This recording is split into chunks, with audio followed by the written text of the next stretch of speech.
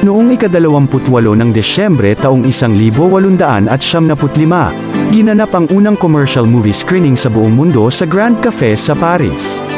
Ang pelikula ay isang serye ng mga maiikling eksena mula sa pang-araw-araw na buhay ng mga Pranses na ginawa ni Louis at Auguste Lumière, dalawang magkapatid na Pranses na bumuo ng isang camera projector na tinatawag na cinematograph.